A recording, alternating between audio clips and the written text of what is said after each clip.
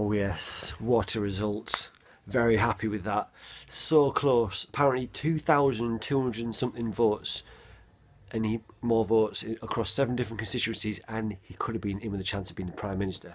It was a fucking good result, despite all the negative press, despite all the bias and lies and shit. Did really well. And in the next one, we had Labour government, a proper Labour government, none of this new Labour bullshit. None of this Blairite third way shite. Anyway, this video is not about politics. It's a pickups video and general games chat. So yeah, I've got a few more PS4 games. Traded in a few more of the last remaining kind of Mega Drive games that went in the cull. Traded a few in at CEX, which are now doing retro games. And went into town today, and it was the first time I'd actually been into a CEX whilst since they started doing retro. And yeah, the prices aren't too great. I did trade some in there. I kind of afterwards wished that I'd waited and traded them in at the local independent store, Playtime, because they definitely give better prices. And they accept more games as well. There were some games that I had that CEX didn't even take because they weren't on the system. Things like Smurfs Travel the World. Because on the front it has the French version, something Demond, French. On the spine it has the English. So they didn't take that. But anyway, traded those in against some games, and then went to Playtime and traded a couple more games in against some more PS4 stuff. So yeah, some cool shit. But first, a game that I picked up a little while back that I just haven't had in a video yet because I haven't done a pickup video for a while. I haven't been picking up much other than all the PSVR stuff. What am I talking about? I picked up shitloads. I don't know where my head's at. Right, okay. Tony Hawk's Pro Skater 4. It was the last one in the Tony Hawk's series that I didn't have on the original Xbox. So yeah, it's a really good one. I really like the early series of games. The first 4 games, they're my favourite. I like the underground ones and those other ones, but I do think I prefer this way of playing, this kind of short burst, timed, separated missions. It's a good game. We're happy to have that in the collection now. Yeah, okay. So another PSVR game that I did get a little while back was Starblood Arena. I'd heard good things about it before, but I hadn't picked it up until recently because, well, I'm really busy with Farpoint and all the rest of them, so I kind of left this for a while. But after playing Farpoint, the thing that I kind of missed about it, the thing that I thought Farpoint lacks is PvP. Versus mode online. To have that in a first-person shooter in VR would have been amazing, and that will happen eventually. It's really unfortunate that Farpoint didn't have it. Like I said in the previous video, there must be some kind of technical reason why they didn't put that in the end. But anyway, so I was hankering after some PvP, some versus multiplayer on PSVR, and Starblood Arena does that really well. It's 6 degrees of movement, 6 degrees of freedom movement, so like a dog fighting game, in a completely 3-dimensional space.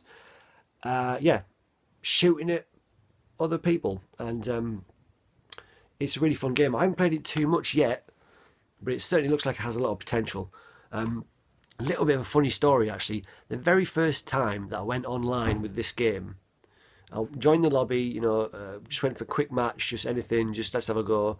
And the very first game that I went into, I got paired with none other than PSVR Frank, who is a rising star on YouTube and one of the biggest PSVR dedicated channels. And he's really good. If you're into PSVR, you probably already know about him. If you don't, for some reason, link will be in the low bar. But PSVR Frank, yeah, PSVR wise guy. He's got a good... Sorry, but the lighting's going weird. Yeah. Really good channel, and I got paired with this guy, and I was terrible. I let the side down badly. He was brilliant. We lost. It was 2-on-2, but I was absolutely atrocious. My first ever time online, and the second time I'd even played the game at all. A little short blast offline, and then yeah. So I was really bad, and I didn't understand the objectives at this particular game that I'd been put into, and I was terrible. And it turns out that PSVR Frank was only live streaming this very match. He'd done a live stream to celebrate the release of an update. There was an update for this game that made pairing a lot better. So he was doing a live stream, and he's recorded me being terrible as his partner, and it isn't in a video on YouTube, and I'll link it down below. Yeah, I don't know how far it is into the video. I'll probably leave that information in the lower bar if you want to go and look at it. But yeah, but a very, very fun game, and crucially, PvP. Online multiplayer versus. Unfortunately, not a first-person shooter, like I said. It's a dogfighter, but still cool. Right, so this is a game that my partner picked up. Is Prey. And it comes in this kind of I'm not going to call it collector's edition, because it happens quite often, this basically dual box edition that I just don't get the logic of. You get the game in the normal box and you get a steel book, and it's a lovely steel book, don't get me wrong, but you know, you've only got one disc, you're only going to display one box, so you just hide the rest of it away somewhere. I don't know, I don't get it. But yeah, it's got a soundtrack as well. She actually says she's a bit disappointed with it, because the game's changed a little bit. It's more stealthy.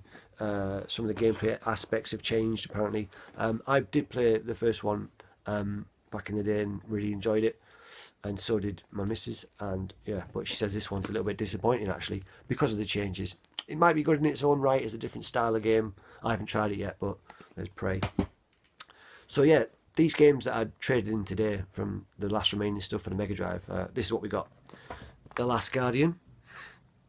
Was always going to get this one eventually, so we just went for it. Yeah, Carla's playing it right now, actually, in the other room. But yeah, I've heard there's a few little niggles about it, but overall people are really happy with it. So yeah, Last Guardian, cool. Alien Isolation. This is one of the quite a few games that I was tempted to get ages ago on 360, but I knew there was going to be a version of it on the newer consoles. So I've been waiting for this one, and so obviously you get a slightly better looking version of the game. Yeah, so I'm up for this. This sounds pretty unique. I do like what I've heard about this.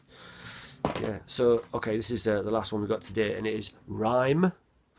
This is a very intriguing looking game. Sorry, my white balance is terrible at the minute. But yeah, very intriguing looking game. Yeah, like puzzle platformer, kind of very stylistic, very cel shaded, beautiful looking game. Looks pretty sweet. Rime. So that's that. Yeah, that's the pickups. Yeah. So I was going to show as well the last 5 games from the cull. If anybody is interested in these, just a reminder to anybody, or if you haven't seen previous sale vids on Mega Drive, we've got Syrian. This is a Japanese RPG. Yeah, it's got all the bumps, some kind of map thing, and love those Japanese cartridges. Stylish. Yeah, so Syrian. It's got a little bit of a flap to the. This is flappy, but I'll probably give you a different case if you want. We've got a Japanese version of Blockouts.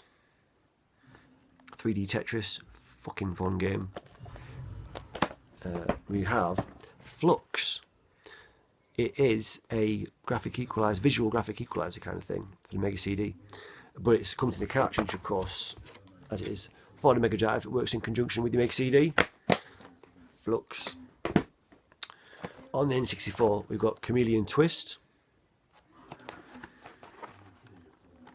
and Perfect Dark.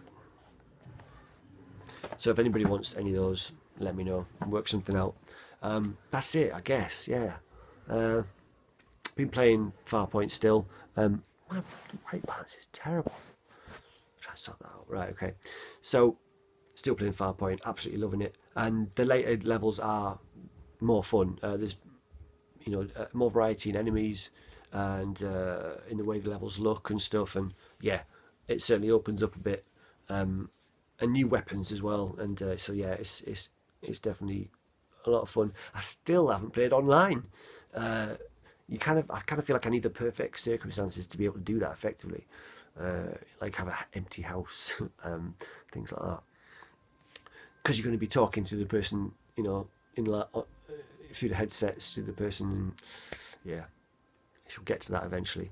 But that's it. I'm gearing up for the festivals. I've got Glastonbury next week. Holy shit, that is scary. I'm so unprepared. I'm probably not. The weather leading up to it this year has been a little bit better. Last year there was a month of deluge of rain, and it was a washout. It was really muddy, really difficult. We still had a lot of fun, but it was just hard. It was a slog.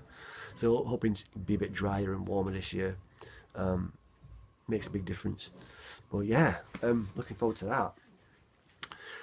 And looking forward to all the interesting developments in the land of politics. Yeah, a lot of shit's going down. It's crazy. I guess that's it for this Vlogyssey. I shall see you guys later. Alright, bye bye.